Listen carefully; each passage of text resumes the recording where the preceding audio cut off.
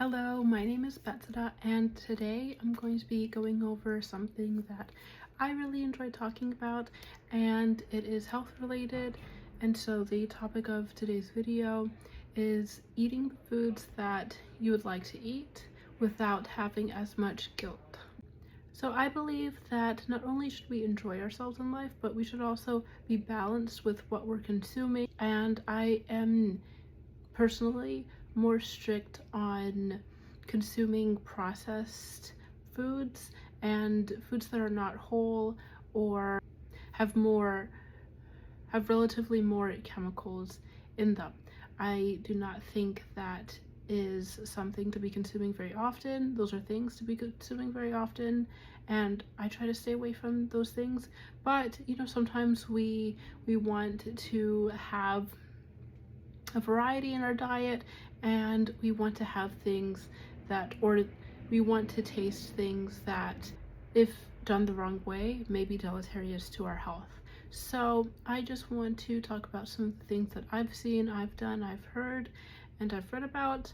And yes, so the first thing is to swap out cane sugar, processed sugar, for monk fruit sugar. So cane sugar is considered relatively better, and it has been an option that is chosen over regular sugar. But the thing is, it still has sucrose and fructose, and it is processed relatively the same way as that white sugar that you would have been having before. So another alternative is, and I mean, having sugar every once and again might be fine.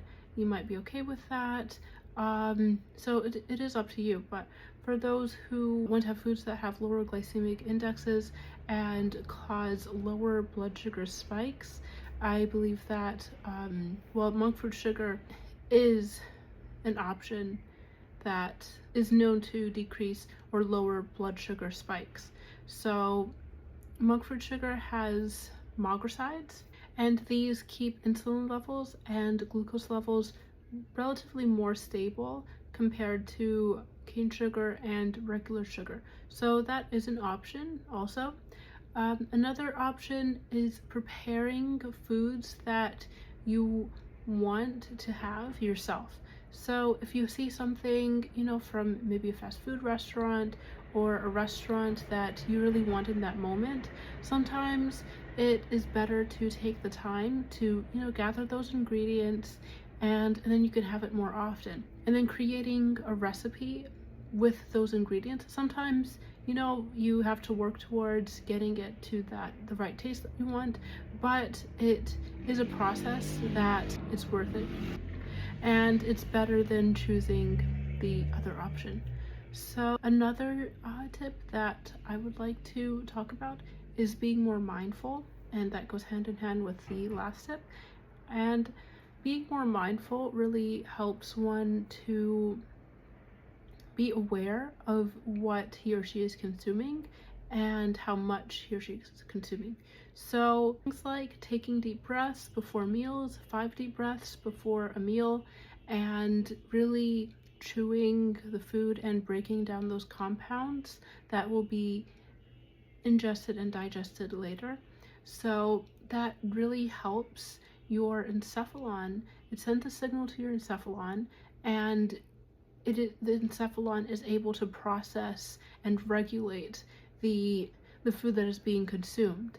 And this helps one to, and this sends a signal to the encephalon and the stomach and the organs that are involved in these processes to regulate and break down what is going inside, and to signal to you again that this is enough. This portion is enough, and maybe I should save the other half for later, because I'm eating more slowly and I'm mindful, and my parasympathetic nervous system is active right now. My sympathetic nervous system, it's not active right now, or not as active right now, so I can focus on digesting the food that is going into my body.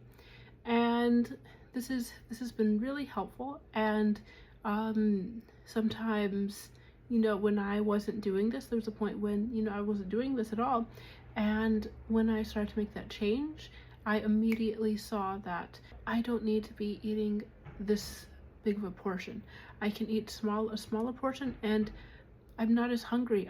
I feel satiated enough to save this other portion for later, and it really helps me to cut down on these portions. And so, some things work better for others. Some people do intermittent fasting. I do not do that as much anymore. I find that that just doesn't work as well for me. I'll have a moderate break fast to a small break fast depending on the day, and I'll just try to walk a lot and be active throughout the day depending on my schedule for that day. And so that brings me to my next point. But I just want to add that, so when I was just eating more slowly and being conscious of what I was eating, I was just, all the exercise I did at that time was walk. When I first, started incorporating this, I just walked. I walked for, almost 2 hours, an hour and a half to 2 hours each day, and I saw a big difference. And I was also, playing tennis here and there, and I saw a big difference. So being really mindful of what you're eating. And the next point is to exercise after eating. So even 50 squats, 50 squats after eating, a walk after eating. Little habits build up over time. And so the more you're building these habits, the more confidence you have in yourself, and the more you're able to manipulate your body into what you want, and relatively speaking. So even just, walking outside, or if you have a treadmill, going up and down the stairs around the house, that, really helps. And if you are, relatively bloated in the morning or in the evening, I have found that probiotic pills help, and also pills that carry pineapple extract. Those are said to help. I haven't tried the pineapple extract pills, but I've heard other people speak about them, and you can see the reviews for yourself. So probiotic pills, and really prioritizing fiber and protein. There are some researchers that say that intaking more protein helps with bloating.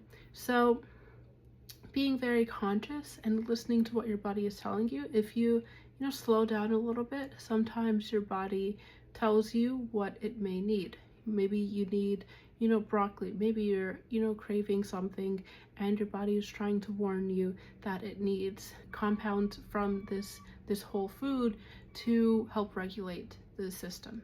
So that's also something. And you can try to make the walk into something more fun, like bringing a drink with you, bringing a nice mocktail, bringing water with fruit diffused inside, things that can really help you to enjoy what you're doing.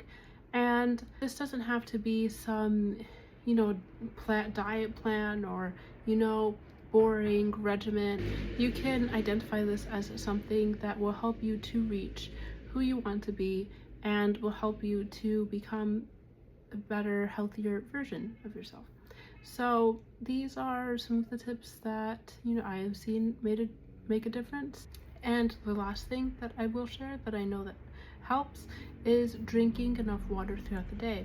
So depends on your body weight, how tall you are, but really prioritizing drinking water might help you to see that maybe I'm not hungry at this time. Maybe I can maybe I just needed water. Maybe that was what I needed.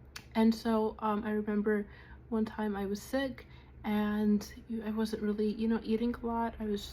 But I focused on drinking water, and what that did was flush, it helped my immune system, and flushed out some of the area that was causing my body to become dysregulated. So really drinking water, because it will help flush a lot of those toxins, if you will, out of your system. and it won't do any harm. It'll only help. So yes, drinking enough water, not too much, not too little, enough.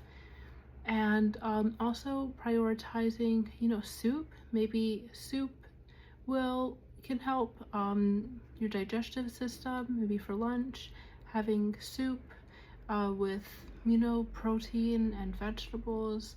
It'll only help. It'll do more good than harm.